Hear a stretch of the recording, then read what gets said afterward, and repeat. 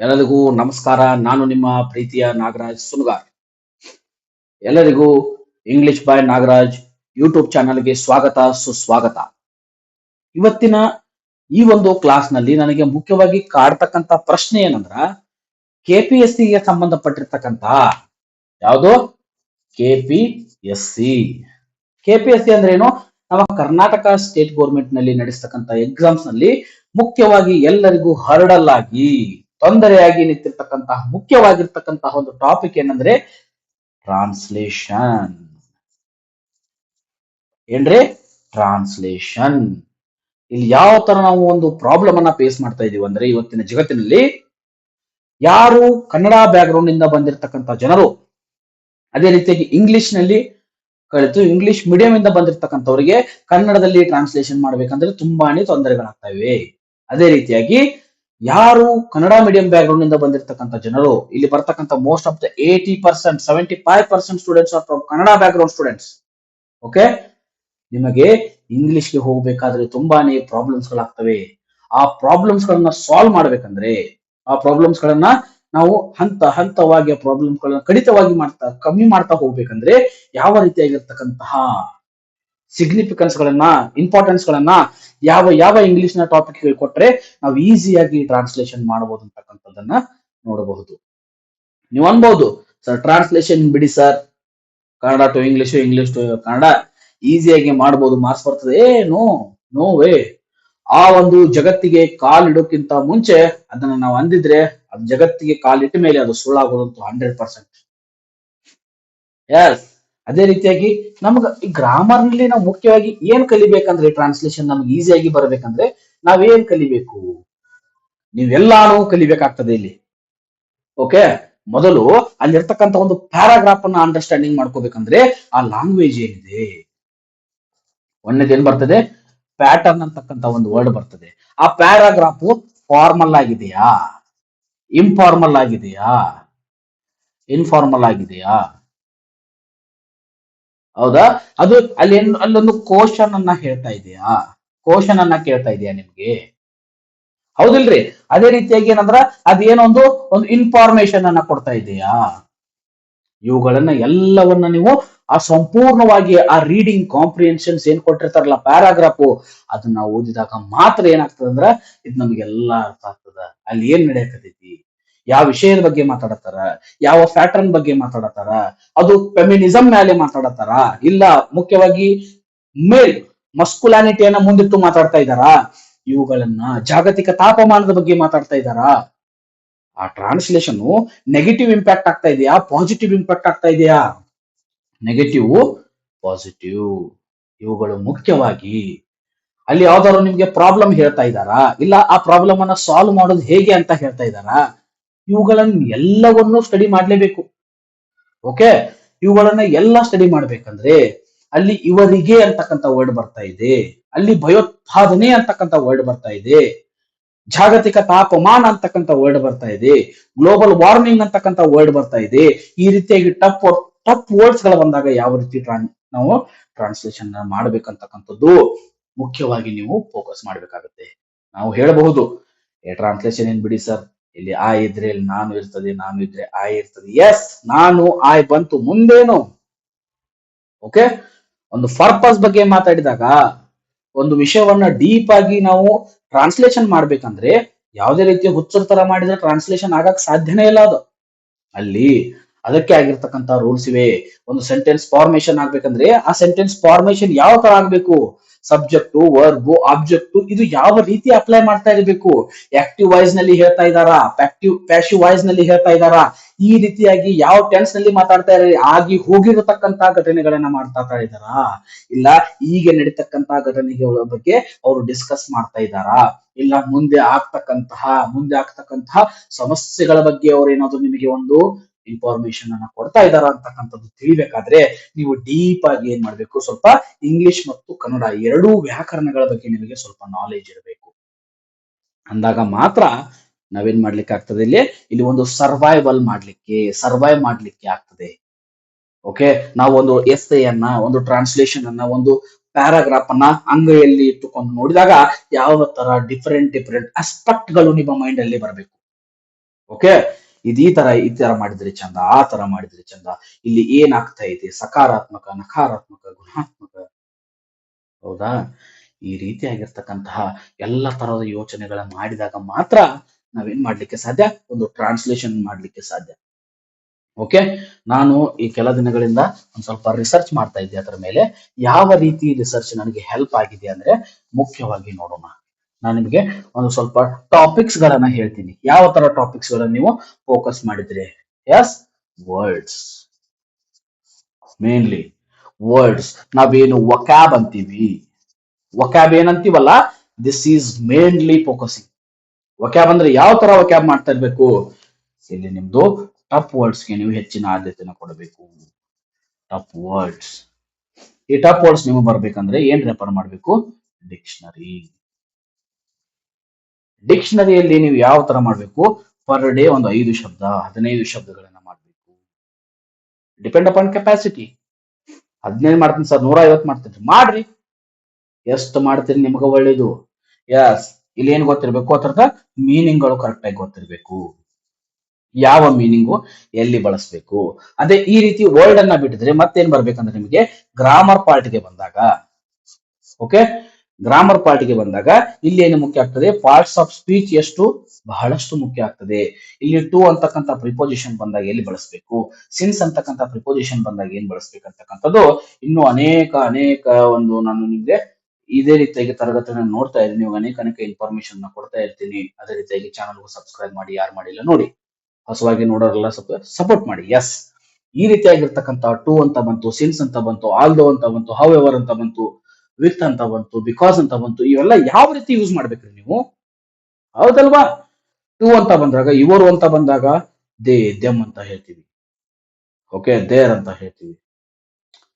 S, ಅವರು ಅಂತ ಬಂದಾಗ ದೇ ಅಂತ ಹೇಳ್ತೀವಿ. ಓಕೆ, ಅವರಿಗೆ ಬಂದಾಗ ಟು ದೆಮ್ ಅಂತಕ್ಕಂಥದನ್ನ ಬಳಸಕ್ಕೆ ಬರ್ಬೇಕು. ನಿಮಗೆ ಪ್ರೊನೌನ್ಸ್ ಗಳ ಬಗ್ಗೆ ಗೊತ್ತಿರಬೇಕು, ನೌನ್ಸ್ ಗಳ ಬಗ್ಗೆ ಗೊತ್ತಿರಬೇಕು, ವರ್ಬ್ಸ್ ಬಗ್ಗೆ ಗೊತ್ತಿರಬೇಕು, ಕ್ರಿಯಾಪದ, ಆ ಕ್ರಿಯಾಪದವನ್ನ ವಿಶ್ಲೇಷಣೆ ಮಾಡ್ತಕ್ಕಂತಹ ಎಡವರ್ ಬಗ್ಗೆ ಗೊತ್ತಿರಬೇಕು. ಓಕೆ, ಅಲ್ಲಿರ್ತಕ್ಕಂಥ ನೌನ್ ಅನ್ನ ವಿಶ್ಲೇಷಣೆ ಮಾಡ್ತಕ್ಕಂಥ ಅಡ್ಜೆಕ್ಟಿವ್ ಬಗ್ಗೆ ಗೊತ್ತಿರಬೇಕು. ಪ್ರಿಪೋಸಿಷನ್ ಗಳನ್ನ ಎಲ್ಲಿ ಬಳಸ್ಬೇಕ್ರಿ?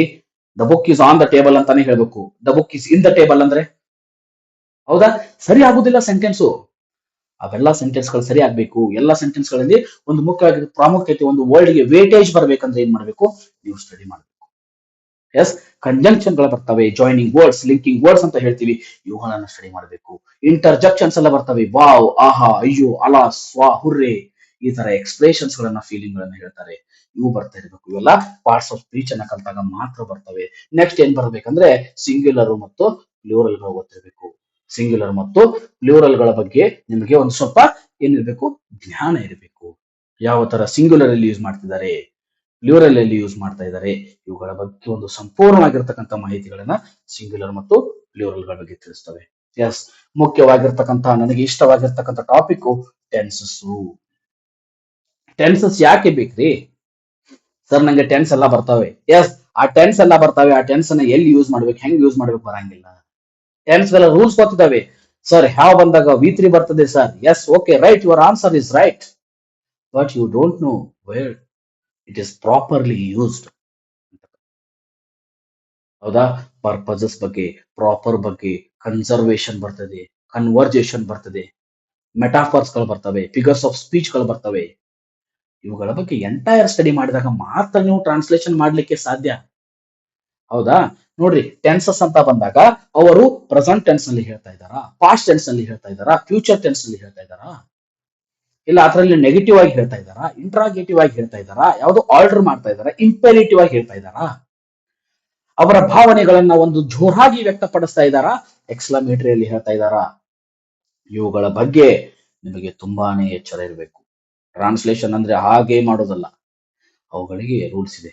ಪ್ರಥಮವಾಗಿ ನಿಮ್ಗೆ ಗೊತ್ತಿರ್ಬೇಕಂತ ರೂಲ್ಸ್ ಸಬ್ಜೆಕ್ಟ್, ವರ್ಬ್ ಮತ್ತು ಆಬ್ಜೆಕ್ಟ್. ಸಬ್ಜೆಕ್ಟ್ ಅಂದ್ರೆ ಕರ್ತೃ, ಕರ್ಮ, ಕ್ರಿಯಾಪದ ಅಂತ ಯಾವ್ದು ರೀತಿ ಹೇಳ್ತೀವಿ, ಆ ರೀತಿ ಯಾವ್ದು ಕರ್ಮ ಪದ, ಯಾವ್ದು ಕರ್ತೃ ಪದ, ಯಾವ್ದು ಕ್ರಿಯಾಪದ ಅಂತಕ್ಕಂಥದ್ದು ನಿಮ್ಗೆ ಗೊತ್ತಿರಬೇಕು. ಯಾವ್ಯಾವ ಹೆಲ್ಪಿಂಗ್ ವರ್ಬ್ ಗಳನ್ನು, ಯಾವ್ಯಾವ ಎಕ್ಸಿಲರಿ ವರ್ಬ್ ಗಳನ್ನು ಎಲ್ಲಿ ಯೂಸ್ ಮಾಡಬೇಕು. ಅವನು ಸೂಪರ್ಲೇಟಿವ್ ಡಿಗ್ರಿ ಹೇಳ್ತಾ ಇದ್ದಾನ, ಅವನು ಕಂಪೇರೇಟಿವ್ ಡಿಗ್ರಿ, ಅವನು ಪಾಸಿಟಿವ್ ಡಿಗ್ರಿ ಹೇಳ್ತಾ ಇದ್ದಾನ, ಇದನ್ನು ಡೈರೆಕ್ಟ್ ಆಗಿ ಹೇಳ್ತಾ ಇದ್ದಾನ, ಇಂಡೈರೆಕ್ಟ್ ಆಗಿ ಹೇಳ್ತಾ ಇದ್ದಾನ. ಓಕೆ, ಅಲ್ಲಿ ಕಾಂಟ್ರಾಸ್ಟ್ ಆಗಿ ಹೇಳ್ತಾ ಇದ್ದಾನ. ಐದರ್ ಆರ್ ಅಂತಕ್ಕಂಥ ವರ್ಡ್ಗಳು ಬರ್ತವೆ, ನೈದರ್ ನಾರ್ ಅಂತಕ್ಕಂಥ ವರ್ಡ್ಗಳು ಬರ್ತವೆ. ಓಕೆ, ಬೋತ್ ಅಂಡ್ ಅಂತಕ್ಕಂಥ ವರ್ಡ್ಗಳು ಬರ್ತವೆ, ನಾಟ್ ಓನ್ಲಿ ಬಟ್ ಆಲ್ಸೋ ಅಂತಕ್ಕಂಥ ವರ್ಡ್ಗಳು ಬರ್ತವೆ. ಇವುಗಳನ್ನ ಯಾವ ರೀತಿ ನೀವು ಟ್ರಾನ್ಸ್ಲೇಷನ್ ನಲ್ಲಿ ಬಳಸಬೇಕಂತಕ್ಕಂಥದ್ದು ಮುಖ್ಯವಾಗಿ ನಿಮಗೆ ತಿಳಿದಿರಬೇಕು. ಇನ್ನು ಕೆಲವೇ ದಿನಗಳಲ್ಲಿ ಟ್ರಾನ್ಸ್ಲೇಷನ್ ಗಳನ್ನ ನಾನು ನಿಮಗೆ ಕರೆಕ್ಟ್ ಆಗಿ ಕಲಿಸ್ತೀನಿ.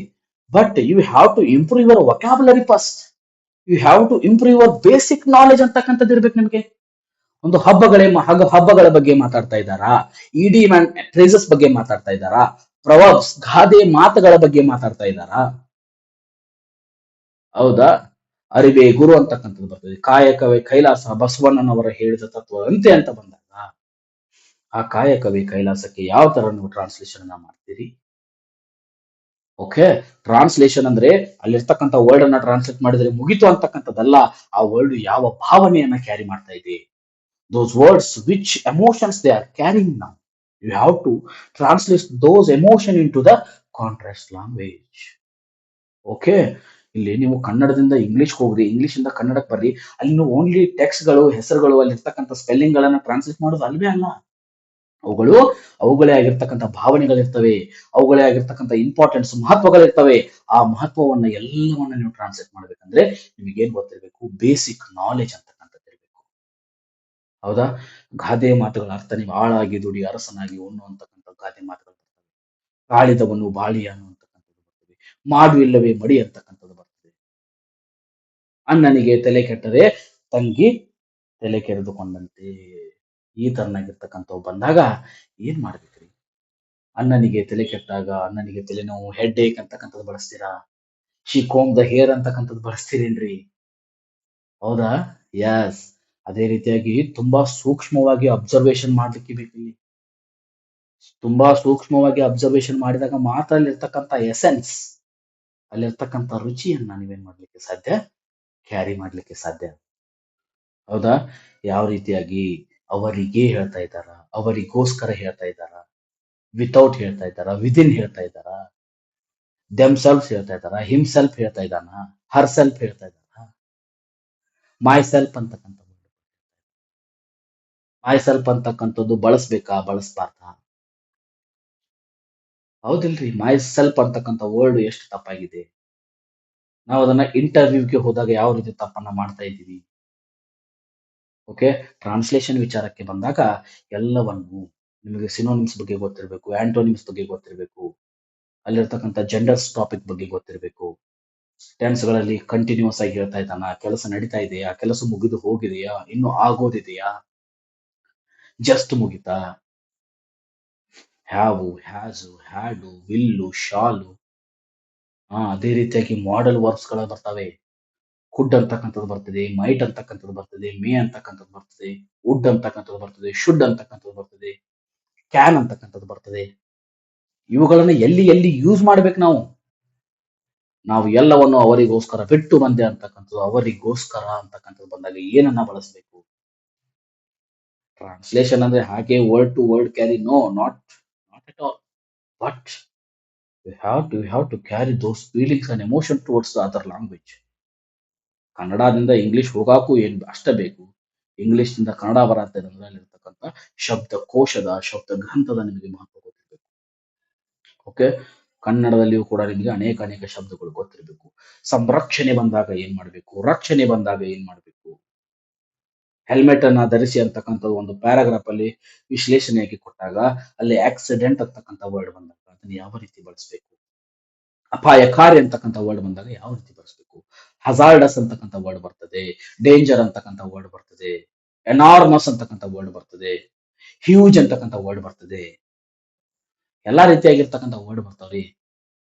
ಇನ್ಕ್ಲೂಸಿವ್ ಬರ್ತದೆ, ಎಕ್ಸ್ಕ್ಲೂಸಿವ್ ಬರ್ತದೆ, ಸೊಫೆಸ್ಟಿಕೇಟೆಡ್ ಅಂತಕ್ಕಂಥ ವರ್ಡ್ ಬರ್ತದೆ, ಪ್ರೊಸೀಜರ್ಸ್ ಅಂತಕ್ಕಂಥ ವರ್ಡ್ ಬರ್ತದೆ, ಡಿಪಾರ್ಟ್ಮೆಂಟಲ್ಸ್ ಅಂತ ಒಂದು ವರ್ಡ್ ಬರ್ತದೆ. ಓಕೆ, ಅನೇಕ ಅನೇಕ ಒಂದು ಕಾಡಿನ ರಕ್ಷಣೆ ಬಗ್ಗೆ ಕೇಳ್ತಾರ. ಕಾಡಿನ ರಕ್ಷಣೆ ಬಗ್ಗೆ ಅಂದ್ರೆ ಅಲ್ಲಿರ್ತಕ್ಕಂಥ ಏನು ಫೌನಾಸ್ ಬಗ್ಗೆ ಮಾತಾಡ್ತಾರೆ, ಫ್ಲೋರಾ ಬಗ್ಗೆ ಮಾತಾಡ್ತಾರೆ. ಹಾಗಂದ್ರೆ ಏನ್ರಿ ಸರ್? ಹರ್ಬಿ ಓರಸ್ಗಳ ಬಗ್ಗೆ, ಓಮ್ನಿ ಓರಸ್ಗಳ ಬಗ್ಗೆ ಮಾತಾಡ್ತಾರೆ. ಇವೆಲ್ಲ ಮಾತಾಡುವಾಗ ಇವೆಲ್ಲ ನಮ್ಗೆ ಬರ್ಬೇಕಂದ್ರೆ ಏನ್ ಮಾಡ್ಬೇಕು? Practice is very very very very very important. ಹೌದ್ರಿ, ತುಂಬಾನೇ ಬೇಕು ಪ್ರಾಕ್ಟೀಸ್. ನಾವು ಹ್ಯಾವ್ ಪ್ರಾಪರ್ ಲ್ಯಾಂಗ್ವೇಜ್. ಪ್ರಾಪರ್ ಅಂತಕ್ಕಂಥ ವರ್ಡ್ ಎಲ್ಲಿ ಯೂಸ್ ಮಾಡಬೇಕು, ಸಿಗ್ನಿಫಿಕೆನ್ಸ್ ಯಾವಾಗ ಯೂಸ್ ಮಾಡಬೇಕು, ಇಂಪಾರ್ಟೆನ್ಸ್ ಯಾವಾಗ ಯೂಸ್ ಮಾಡಬೇಕು, ಓಕೆ, ಮೇಜರ್ಸ್ ಅಂತಕ್ಕಂಥ ವರ್ಡ್ ಅನ್ನ ಎಲ್ಲಿ ಯೂಸ್ ಮಾಡಬೇಕು, ಕಾನ್ಸೆಪ್ಟ್ಸ್ ಅಂತಕ್ಕಂಥ ವರ್ಡ್ ಅನ್ನ ಎಲ್ಲಿ ಯೂಸ್ ಮಾಡಬೇಕು, ಯಾವ ತರ ಯೂಸ್ ಮಾಡಬೇಕು, ಟೆನ್ಸ್ ಗಳಲ್ಲಿ ಬಂದಾಗ ಯಾವ ಟೆನ್ಸ್ಗೆ ಏನು ಸೂಟೇಬಲ್ ಆಗಿ ನಡೀತಾ ಇದೆ ಕೆಲಸ, ಅಲ್ಲಿ ಸಬ್ಜೆಕ್ಟು ಆಬ್ಜೆಕ್ಟು ವರ್ಬ್ ಈ ತರ ಮ್ಯಾಟರ್ ಗಳನ್ನ ಅರೇಂಜ್ ಮಾಡ್ತಕ್ಕಂಥದ್ದು ಮಾಡಿದಾಗ ಮಾತ್ರ ಒಂದು ಸರಿಯಾದ ಮೀನಿಂಗ್ ಅನ್ನು ಕೊಡ್ತದೆ. ಓಕೆ, ನಾನು ಹೋದೆ ಅಂತಕ್ಕಂಥದ್ದು ಏನನ್ಬೇಕು, ನಾನು ಹೋಗುತ್ತಾ ಇದ್ದೆನು, ಹೋಗುತ್ತಿದ್ದೆನು, ಹೋಗುತ್ತಿರುವೆನು, ಹೋಗುವೆನು. ಹೌದ್ರಿ, ಈ ತರನಾಗಿರ್ತಕ್ಕಂಥ ಚಿಕ್ಕ ಚಿಕ್ಕ ಚಿಕ್ಕ ಚಿಕ್ಕ ಸೆಂಟೆನ್ಸ್ ಗಳನ್ನ ನೀವು ಟ್ರಾನ್ಸ್ಲೇಟ್ ಮಾಡ್ಲಿಕ್ಕೆ ಕಲಿತಾಗ ಮಾತ್ರ ಒಂದು ದೊಡ್ಡ ಪ್ಯಾರಾಗ್ರಾಫ್ಗೆ ಕೈ ಹಚ್ಚಲಿಕ್ಕೆ ಸಾಧ್ಯ. ಹೌದಾ, ಇವೆಲ್ಲ ಹೆಂಗ್ ಗೊತ್ತೈತ್ರಿ, ತುಂಬಾನೇ ಈಸಿ ಇರ್ತಾವ, ಹೆಚ್ಚಿಗೆ ಮಾರ್ಕ್ಸ್ ಬರ್ತಕ್ಕಂಥ ಸಬ್ಜೆಕ್ಟ್ ಗಳಿವು. ಇವುಗಳನ್ನ ನೆಗ್ಲೆಕ್ಟ್ ಮಾಡಿದ್ರೆ ನೀವು ಎಲ್ಲಿ ಸ್ಕೋರ್ ಮಾಡ್ತೀರಿ ಮತ್ತ? ಇವೆಲ್ಲ ತುಂಬಾನೇ ಟಾಪ್ ಸ್ಕೋರಿಂಗ್ ಸಬ್ಜೆಕ್ಟ್ಸ್ ಗಳಂತ ಹೇಳ್ತೀವಿ, ಟಾಪ್ ಸ್ಕೋರಿಂಗ್ ಟಾಪಿಕ್ಸ್ ಗಳಿವು. ಪ್ಯಾಸೇಜ್ ಅನ್ನ ಟ್ರಾನ್ಸ್ಲೇಟ್ ಮಾಡೋದು ತುಂಬಾನೇ ಈಸಿ, ಬಟ್ ಅದ್ರ ಬಗ್ಗೆ ನೀವು ಪ್ರಾಪರ್ ಆಗಿರ್ತಕ್ಕಂಥ ನಾಲೆಜ್ ಅನ್ನ ತಗೊಳ್ಬೇಕ್ರಿ. ಹೌದಾ, ಈಗ ಹಬ್ಬ ಹರಿದಿನಗಳ ಬಗ್ಗೆ ಬರ್ತವೆ, ಅವುಗಳು ಬಂದಾಗ ಅವಕ್ಕೆ ಆಗಿರ್ತಕ್ಕಂಥ ಪ್ರಾಮುಖ್ಯತೆಗಳ ಬಗ್ಗೆ ಮಾತಾಡ್ತಿರ್ತಾರೆ, ಅವುಗಳ ಬಗ್ಗೆನೂ ಅವಕ್ಕೆ ಆಗಿರ್ತಕ್ಕಂಥ ಸ್ವಲ್ಪ ವರ್ಡ್ಗಳು ಬರ್ತವೆ. ಆ ವರ್ಡ್ ಯಾವುವು? ಓಕೆ, ಇಂಡಿಯನ್ ಕಾನ್ಸ್ಟಿಟ್ಯೂಷನ್ ಅಂತ ಬಂದಾಗ ಡ್ರಾಫ್ಟಿಂಗ್ ಕಮಿಟಿ ಅಂತಕ್ಕಂಥ ವರ್ಡ್ಗಳು ಬರ್ತಾವಿಲ್ರಿ. ರಿಪಬ್ಲಿಕ್ ಅಂತಕ್ಕಂಥದ್ದು, democratic, integrated, okay, dignity, integrity, fraternity, sovereignty, ಈ ತರನಾಗಿರ್ತಕ್ಕಂಥ ವರ್ಡ್ ಗಳನ್ನ ನಾವು ಎಲ್ಲಿ ಯೂಸ್ ಮಾಡ್ಬೇಕು, ಯಾವ ತರ ಯೂಸ್ ಮಾಡ್ಬೇಕಂತ ನಮಗ್ ಗೊತ್ತಿಲ್ಲ ಅಂದ್ರ, ಹೌದಿಲ್ರಿ, ಇಷ್ಟೆಲ್ಲಾ ಪ್ರಯತ್ನವನ್ನ ಪಡ್ತಿರ್ತಕ್ಕಂಥ ನಾವು ಇದಕ್ಕಾಗಿ ನಾವು ಒಂದು ಹಾಫ್ ಎನ್ ಅವರ್ 1 ಅವರ್ ತೆಗೆದುಕೊಂಡ್ರೆ ಈಸಿಯಾಗಿ ಆಗ್ತದೆ ರೀ. ಒಂದ್ ಡೈಲಿ 10 ವರ್ಡ್ಸ್ ಅನ್ನ ನೀವು ಅದೇ ರೀತಿಯಾಗಿ ಕಲ್ತ್ಕೊಂತ ಹೋದ್ರೆ, ಡೈಲಿ ಒಂದೊಂದು ಗ್ರಾಮರ್ ರೂಲ್ಸ್ ಅನ್ನ ಕಲ್ತ್ಕೊಂತ ಹೋದ್ರೆ, study is very important. If you are understanding or not, in the starting stage you have to study first. You give more preference to the translation topic, you will score very well. Okay, I promise you, if you are following my steps, it will be very easy, it will be very easy for you. Okay students, ನೋಡ್ರಿ, ಯಾವುದೇ ರೀತಿಯಾಗಿ ಇಲ್ಲಿ toughness ಅಂತಕ್ಕಂಥದ್ದಿಲ್ಲ, ಏ sir ಕಠಿಣ ಐತ್ರಿ, ತಲೆ ಮೇಲೆ ಬಿದ್ದೈತಿ, ಇಲ್ರಿ, ಇಲ್ಲ. ಏನ ಗ್ರಾಮರ್ ಒಳಗೆ active voice, passive voice, tenses ಗಳ 12 ಫಾರ್ಮ್ಸ್ ಅದಾವ. ದಿನ 2 ಫಾರ್ಮ್ಸ್ ಮಾಡಿದ್ರೆ 6 ದಿವಸದಾಗ, ಸಂಡೇ ಸೂಟಿ ಮಾಡ್ರಿ, 6 ದಿವಸದಾಗ ಕುಲ್ಲ ಟೆನ್ಸಸ್ ಕುಂತು ಸ್ಟಡಿ ಮಾಡ್ಬೇಕ್ರಿ, ಪ್ರಾಕ್ಟೀಸ್ ಮಾಡ್ಬೇಕು. ಬರ್ತ್ ತೆಗಿರಿ, 1000 ಸಲ ಬರ್ತ್ ತೆಗಿರಿ, 2 ಸಲ ಬರೋ ತೆಗೆದ್ರು ಕಮ್ಮಿನ, ಹೌದಿಲ್ರಿ? ಎಸ್, ಅದೇ ರೀತಿಯಾಗಿ ಈ ಒಂದು ವಿಡಿಯೋ ಮಾಡ್ಲಿಕ್ಕೆ ನನಗೆ ತುಂಬಾನೇ ಒಂದು ಮೋಟಿವೇಶನ್ ಮಾಡಿರ್ತಕ್ಕಂಥವ್ರು ಅವ್ರು ಪರ್ಸನಲಿ ಈ ವಿಡಿಯೋನ ನೋಡ್ತಾರೆ, ಐ ನೋ. ಅವರಿಗೂ ಟ್ರಾನ್ಸ್ಲೇಷನ್ ಬಗ್ಗೆ ನನಗೆ ಒಂದು ಅರಿವನ್ನ ಮೂಡಿಸಿದ್ರು ಅವರೇ. ಓಕೆ, ಆ ಸರ್ಗೆ ತಲುಪ್ತಾ ಇದೆ, ಎಸ್, ತಲುಪಲಿ.